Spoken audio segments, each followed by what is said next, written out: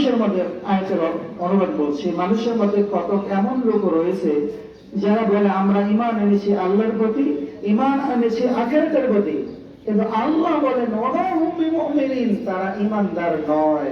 বলে নাউযুবিল্লাহ।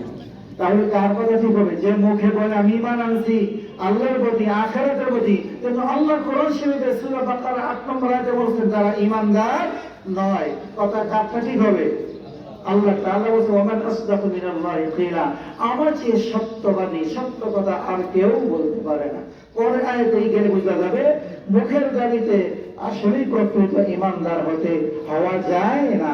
যারা খাদ্যে ভেজাল, এই রমজান মাসেও যেই ব্যবসায়ী খাদ্যে ভেজাল করে, যেই ব্যবসায়ী সিন্ডিকেট করে মানুষকে কষ্ট দেয়, তার রোজা আর ওই আল্লাহ নবীর হাদিস যে মিথ্যা ছাড়তে পারলো না, হ্যাঁ, তার দ্বারা সে পানাহারে কষ্ট ছাড়া আর কিছুই হলো না। তাহলে প্রতারণা করা মিথ্যা নয়, জাতির সাথে প্রতারণা করা, মানুষকে কষ্ট দেওয়া বড় জুলুম নয়।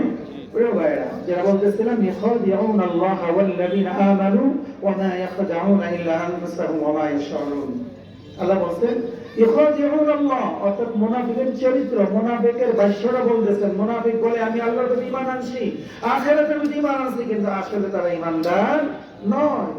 তারা প্রতারণা করে আল্লাহর সাথে, প্রতারণা করে মুসলমানের সাথে, বরঞ্চ এই প্রতারণা দ্বারা আসলে নিজের সাথে